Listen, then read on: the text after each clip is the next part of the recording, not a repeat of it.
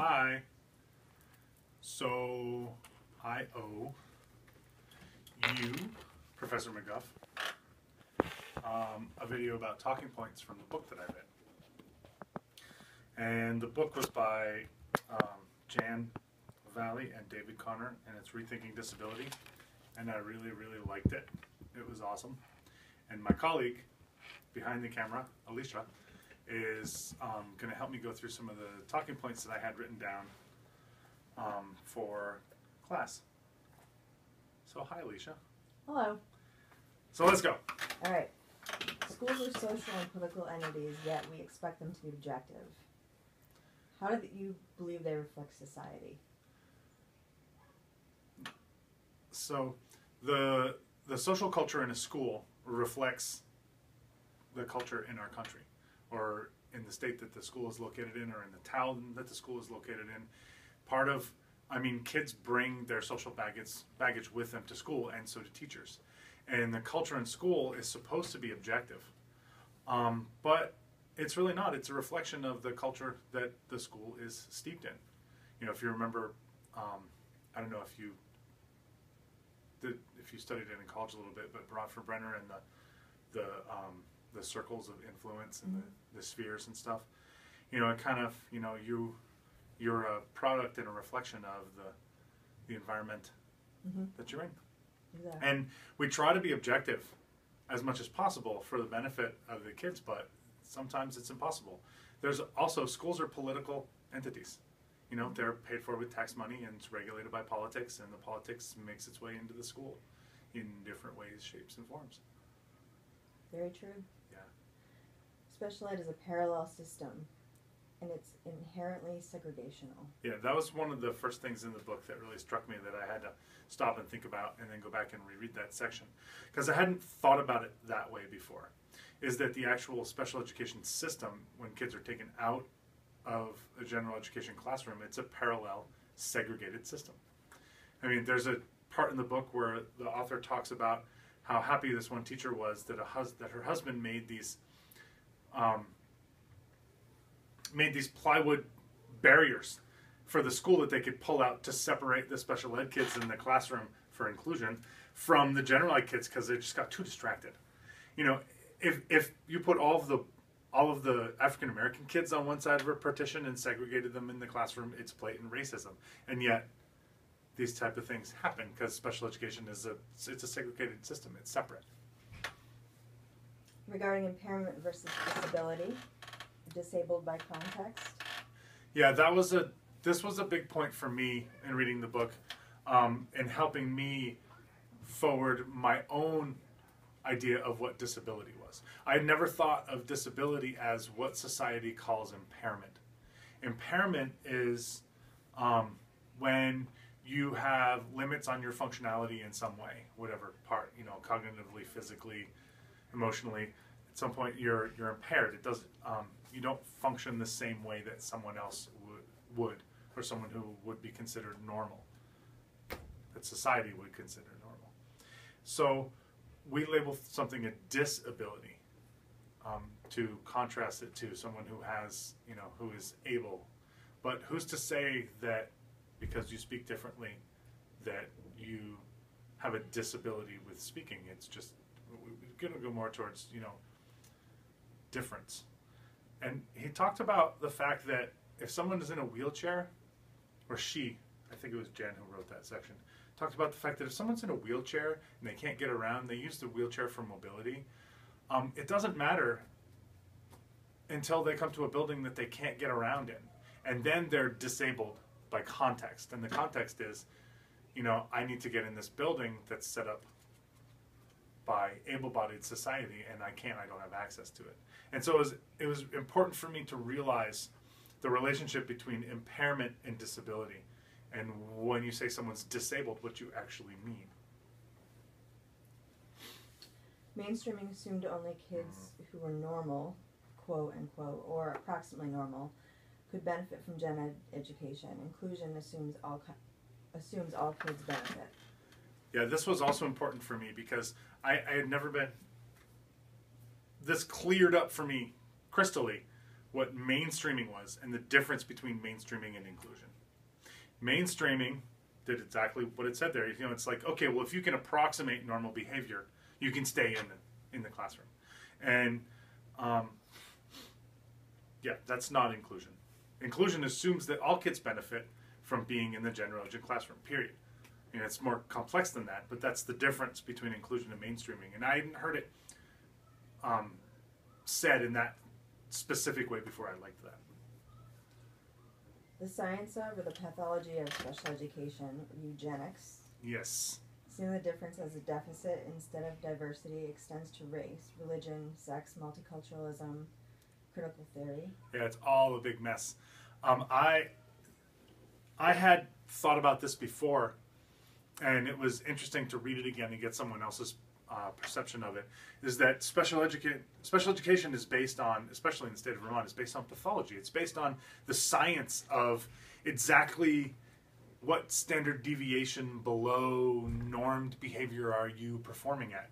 It takes a medical approach to difference and to impairment. It's something that we can measure and look at. And that medical approach to impairment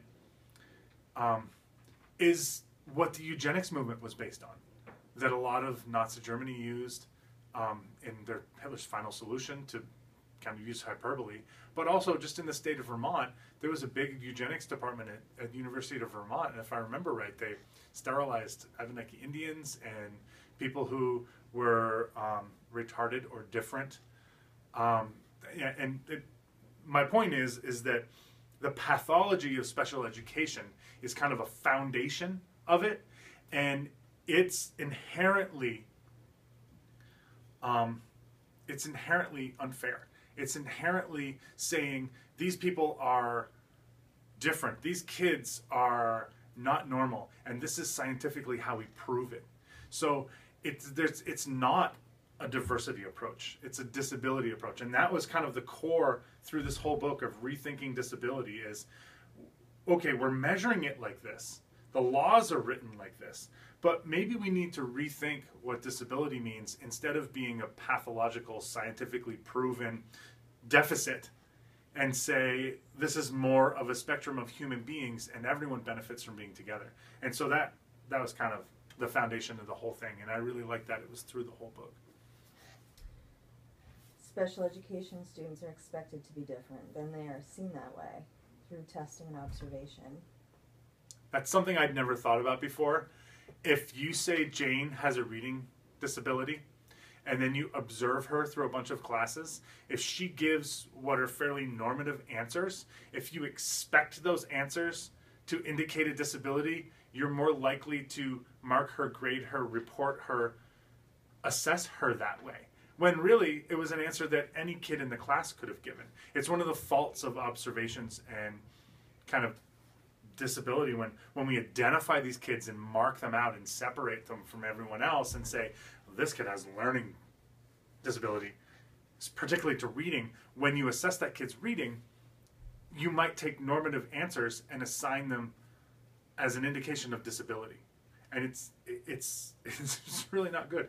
It's not a best practice for special educators, and yet it happens a lot. What do you mean by inclusion is not parallel teaching? Parallel teaching is not a good inclusive practice because it's not inclusion. You're included in the general education. It's like I said earlier with putting up a partition in the classroom so that the learning disabled kids wouldn't get distracted from the normal kids. Parallel teaching is, for example, in the same classroom, you'd have a classroom teacher who's teaching a lesson on biology. They're talking about cell division. And then you have a special education teacher in the same room, yet teaching a parallel lesson. It's not the same lesson. The kids aren't included in the general education lesson. They just happen to be in the same room, but they have a different teacher. And so parallel teaching is a step that a lot of schools fell into trying to implement inclusion, but it's not really inclusion.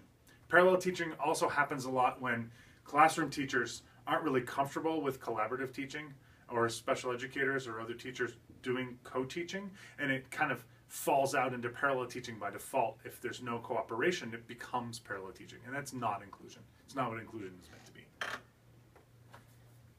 Universal design for learning Unit plan pyramid. Yep.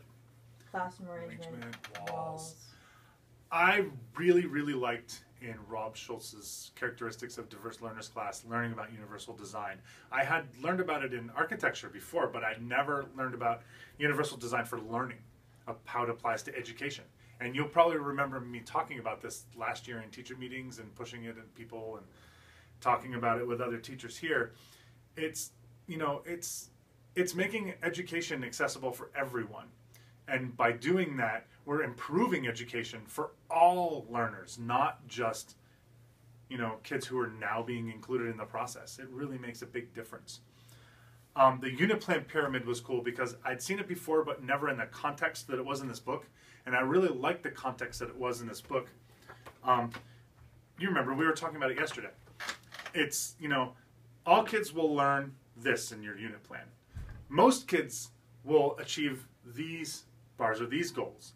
And some kids will be able to hit this level. So when you actually plan your lesson, you're taking into account that not all students are going to learn at the same level or the same way. So you're diversifying and you're differentiating before you're actually teaching. Instead of planning for one thing and all kids are going to learn this, and then while you're teaching it, oh, I'm going to differentiate to these kids by saying, oh no, just do half of that. Or, oh no, I'll give you more time. You're actually planning at the beginning of your unit for what you think those kids will achieve, what success looks like for most kids. And then also, it also benefits the kids on the other end of the spectrum who finish your worksheet and your video in 12 minutes and are just sitting there bored out of their minds and aren't learning anymore. And so you can challenge all kids that are in the class and not just a core in the middle that leaves some out on both ends. Yeah. The second half of this book was a lot of guides, resources, bullets of really, really useful stuff having to do with practical applications of what they're talking about. And there's some other cool things written in between, but I really liked, in particular, the co-teaching guides. There are planning sheets that you can use to co-teach where it's very clear exactly how things are going to work. There's different co-teaching models in there. There are examples of lesson plans for co-teaching and the pyramids that I was talking about. There's a lot of really good resources. The end of the book talks about challenging the stigma of disability, addressing people's discomfort with someone who's disabled, fear of people who are disabled, or kids who are disabled. In fact, I should say impaired, not disabled, because we want to get away from thinking of them as disabled and that they have an impairment. And the misunderstandings, all the misunderstandings that occur in classrooms and in public and with parents. And the last thing, it talked a lot about the language, which is what I was just trying to correct my language. Saying, and there are times when you're going to say disability. It's in laws, it's part of our legal system, it's part of what special education does. And you know, you can use the word disability, and if you're mindful of how you use it and what you mean by it, you can start to affect the change that we really want to see happen in the educational system, where we get away from the pathological, did I say pathological? The pathology and the scientific model. This is kind of pathological, but I think you understand where I'm going, right? We need to get away from that and get to more of the kind of multicultural aspect of the diversity of kids in a classroom is in itself part of what makes it a great classroom and why inclusion is so important. Thanks for listening.